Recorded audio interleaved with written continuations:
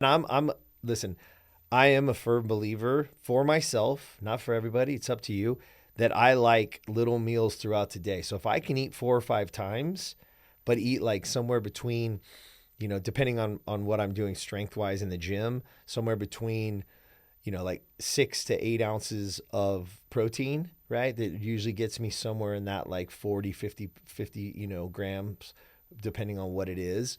That's where I try to live. I try to live there. I try to get about a gram of protein per pound of body weight a day. That's where I know that I feel my best. So do you track the metrics like on, or do you just already? Yeah, just my Fitness Pal. Yeah, just the same stuff everybody else has. Yeah, Carrie does that. I can't like, I haven't been able to get in the habit of punching that. The thing is just if you do it just for a little bit, if you break, first of all, you stop telling yourself you can't do it, you'll probably be able to do it. But number one, right? The other thing is you don't always have to do it. What you need to do is you need to be consistent for long enough that you start to know. Now I've been doing it long. You know what it's going to read before you even punch it in. Liz shits when I just get it right out of the pan and I put it on and she's like, you didn't. She'll take it over and put it on the scale and it's spot on. Yeah, I mean, I've just done it for so long. I'm like, what are you doing? She's like, how did you know that was 6 ounces? And I was like, I've been doing this for a minute, man. You kind of like, and grandma like does a pinch of this and a pinch of that. And they just know, man. And it's just you right do on. It long enough. You do it long enough. You try to do it. And that's the same thing for you. If you'll just put it in there enough times and see what the numbers are and see what it looks like on your plate, you're a brilliant guy. You'll be able to be like, that's 4 ounces. Okay, yeah. I do have to get the proteins up.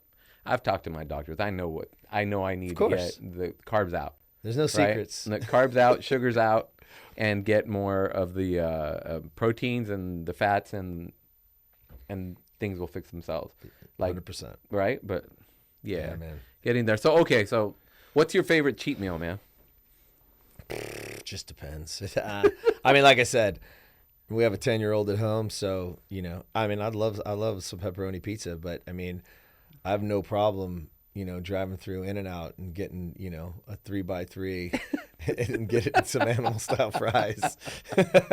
Hey, dude, that's good stuff, man. You got to have some of that, like, right? I mean, like you mentioned the bank thing, and that's going to be my focus, and I'm going to get from this podcast, man. Awesome.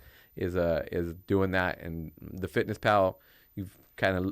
I think I've been working on trying to figure out a solution to getting my head wrapped around it, and I think that's it. Is actually short just time. To track it. Yeah. Just very quick. Just kind of. You don't have to do it you won't have to do it for the rest of your life. Yeah. That's bullshit. Because I think that's what maybe my mental block is. Like it is. But again, you're a very, very smart guy.